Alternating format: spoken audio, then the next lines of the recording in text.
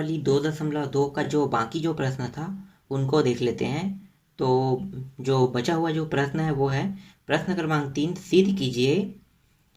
और इसमें ABC 3 दिया हुआ है, इसमें से ए बना के देखते हैं। तो ए जो है वो है कोष्टक में 5/7, उसका घात कितना है 7 गुणित 7 बटा कोष्टक में फिर से 7/5 और इसका घात है 7, फिर माइनस, फिर 3/19 कोष्टक के अंदर में है और घात है 2 गुणित 19/3 घात है 2 और इसके बराबर क्या है 0। तो हम क्या करेंगे, इसको 0 मतलब 0 इसका मान आएगा। ठीक है, तो हमें क्या करना है, इसको सिद्ध करना है। सिद्ध करके क्या लाना है, 0 लाना है। तो हल करते हैं। तो हम लेफ्ट हैंड साइड को लेंगे, ये लेफ्ट हैंड साइड है, और राइट हैंड साइड के बराबर लाएंगे। तो लेफ्ट हैंड साइड को हल करें तो यहाँ पे देखो 5/7 मतलब 5/7 और घात कितना है 7। तो हम इसे ऐसे लिख सकते हैं 5/7 और 7/7। ठीक है, फिर गुणा दिया हुआ है तो गुणा लिख लो। फिर यहाँ पे देखो 7 है तो 7/7 और यहाँ पे 5/7, इसको भी ऐसे लिख लेते हैं। फिर आगे हल करें। फिर यहाँ पे माइनस है तो माइनस लिख लो। फिर ये क्या है 3 और इसको भी वैसे ही लिख लेते हैं 3/2 और ये 19/2। ठीक है, इसको हम लोग कोष्टक से जैसे बाहर लाते हैं कोष्टक से, तो 3/2 आ गया और ये 19/2। ठीक है, दोनों के लिए है ये। फिर गुणित 19/3 और इसके ऊपर घात कितना है 2, इसमें भी होगा और 2 इसमें भी। क्यों ऐसा हो रहा है, क्योंकि ये कोष्टक के बाहर में लगा हुआ है, तो ये 19 का भी घात है और 3 का भी घात है। तो जब हम कोष्टक हटाते हैं तो 19 के साथ भी लगेगा और 3 के साथ भी लगेगा। ठीक है, आगे हल करें। ठीक है, साइड पे करते हैं इसका अगला। ठीक है, यहाँ को, तो यहाँ पे देखो इन दोनों को हल करेंगे। तो यहाँ पे देखो, यहाँ पे गुणा है और यहाँ पे गुणा है। चलो हल करें। 5/7 गुणित 7/7। ठीक है, एक साथ ले लेते हैं। अब गुणा है मतलब सीधे सीधे वाले के साथ सीधे का गुणा, और मतलब जो ऊपर में है ऊपर वाले का ऊपर के साथ गुणा, और नीचे नीचे वाले का नीचे वाले के साथ गुणा। तो ये हो गया 7 का 7 घात और 5 का 7 घात। उसके बाद क्या है, माइनस है, लिख लो। फिर 3, इसका घात कितना है 2। फिर यहाँ पे देखो ऊपर वाले को ऊपर के साथ गुणा 2 और फिर नीचे वाले का नीचे के साथ गुणा और 3/2। ठीक है, अब यहाँ पे देखो ऊपर और नीचे में देखो, यहाँ पे ऊपर में 5/7 है और 5/7 नीचे में है। और यहाँ पे देखो ये गुणा के फॉर्म में है, जोड़ना घटाने के फॉर्म में नहीं है ना, गुणा के फॉर्म में है। अगर गुणा के फॉर्म में हो तो कोई भी संख्या ऊपर और नीचे वाला संख्या क्या हो जाता है, कट सकता है। जैसे कि 5/7 और यहाँ पे देखो 5/7 दोनों सेम है, तो एक बार में ये गया और ये एक बार में ये गया। उसी तरह देखो यहाँ भी दोनों हैं, तो यहाँ भी एक बार में गया और ये भी एक बार में। ठीक है, सिर्फ इसलिए ये कट रहा है क्योंकि यहाँ पे देखो गुणा है, गुणा का चिन्ह। अगर यहाँ पे प्लस होता या माइनस होता तो इस तरह से ये नहीं कटता। ठीक है, सिर्फ गुणा होने के कारण ये ऊपर और नीचे वाला कट गया। उसी तरह से देखो यहाँ भी है, यहाँ भी है, एक बार में कट गया, मतलब एकम बार गया दोनों, और ये भी एकम बार और ये भी एकम बार। अब यहाँ पे देखो बचा क्या है, 1 गुणित 1। 1 गुणित 1 करने पे कितना आता है, 1 आता है, यहाँ पे लिखो। फिर 1 गुणित 1, ठीक है डायरेक्ट लिख लो।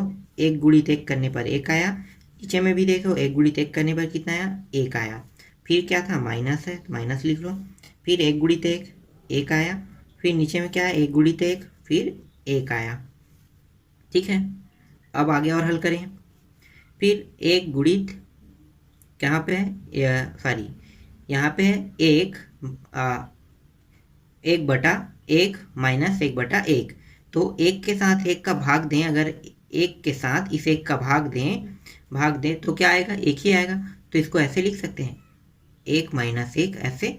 ठीक है, अब यही बस बचा, क्योंकि ये दोनों क्या हो गया, नीचे से हट गया। 1/1 करने पर 1 ही आया तो 1 आ गया। फिर माइनस 1/1 करने पर 1 आया तो बचा क्या, 1 माइनस 1। अब देखो ये प्लस में है और ये वाला माइनस में है, ये प्लस में ये माइनस, तो क्या होगा 0। और यहाँ पे देखो हमें क्या लाना था 0, तो ये 0 आ गया, तो क्या हुआ, सिद्ध हो गया। ठीक है, सिद्ध हुआ। आपका आंसर कितना आ गया 0। जो लाने को कहा गया है अगर वो प्राप्त हो जाए, जैसे लेफ्ट हैंड साइड को हल करके हमने राइट हैंड साइड को सिद्ध कर लिया, तो वो संख्या अगर प्राप्त हो जाए तो क्या हो गया, हमारा मान सही है, मतलब सिद्ध हो गया। ठीक है, इसी तरह से आप बी और सी को बना लेना इस प्रश्न का। फिर अब आगे देखते हैं प्रश्न क्रमांक 4, सत्य या असत्य लिखिए। अब हमें क्या करना है, सत्य या असत्य लिखेंगे। इसमें भी कुछ प्रश्न दिया हुआ है, उनमें से मैं किसी प्रश्न को ले लेता हूँ। ठीक है, तो ए, हमें क्या करना है, सत्य या असत्य बताना है।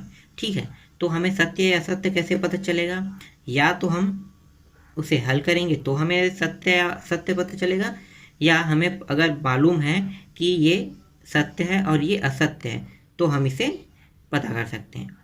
तो वैसा होना बहुत मुश्किल है, तो हम क्या करेंगे, इसको हल करके निकालेंगे कि ये सत्य है कि असत्य है। क्या करेंगे, देखो ये है लेफ्ट हैंड साइड और ये है right hand side. Left hand side को अगर हम हल करते हैं तो राइट हैंड साइड के बराबर आना चाहिए। तो क्या होगा, अगर ये मतलब सिद्ध हो गया कि ये लेफ्ट हैंड साइड को हल करें तो राइट हैंड साइड के बराबर आ रहे हैं, मतलब वो मान सत्य है। कैसे, हल करके देखते हैं। तो यहाँ पे देखो अंदर में क्या है, -1, तो -1 को ऐसे लिख सकते हैं।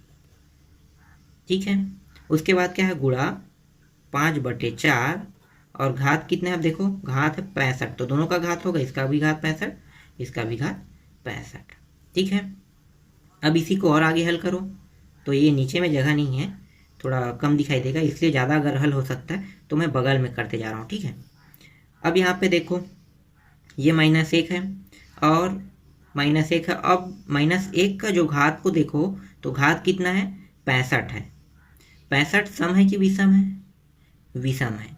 तो -1 जो है अगर कोई संख्या विषम है तो -1 का -1 आएगा, चाहे मैं 1 का कितनी बार भी गुणा क्यों न कर लूँ, अंत में विषम संख्या प्राप्त है, इसीलिए वो क्या हो जाएगा, -1 का -1 आएगा। तो ये लिख लेते हैं -1।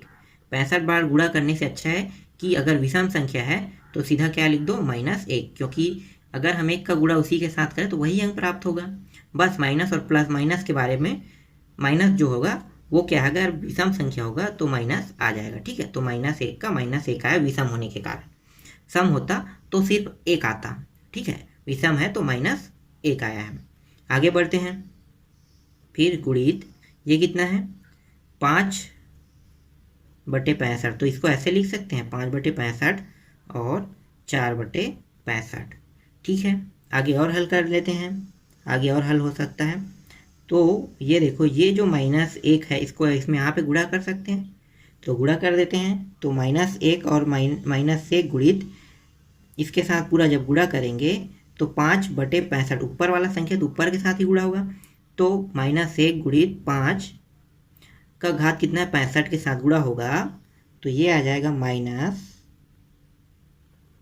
यहाँ पे लिखो -5/65। ठीक है, ये माइनस है 5/65 और ये 4/65। ठीक है, घात जो था नीचे के साथ होता, नीचे के साथ संख्या होता है नीचे के साथ गुणा करते हैं, पर ये संख्या जो है ऊपर में है तो ऊपर का गुणा ऊपर के साथ हुआ, तो -5/65 अपान 4/65 प्राप्त हुआ। ठीक है, अब यहाँ पे देखो मेज कर लो, यहाँ पे ये वाला मान क्या, ये वाले मान जैसे दिखाई दे रहे हैं, देखो -5/65 4/65 दोनों समान समान दिखाई दे रहे हैं, मतलब क्या है, ये सत्य है। ठीक है, मतलब क्या है, ये मान सत्य है। तो सत्य पता चल गया। अगर ये इसके जैसा अगर उत्तर नहीं आता, कोई अलग आता, तो क्या लिखते हम लोग, असत्य लिखते। तो सेम ऐसे ही आप क्या करना, प्रश्न क्रमांक 4 के जो BCD तक के जो प्रश्न है उसको आप बना लेना। ये अध्याय भी खत्म हो गया। इसके बाद हम लोग आगे अध्याय देखेंगे।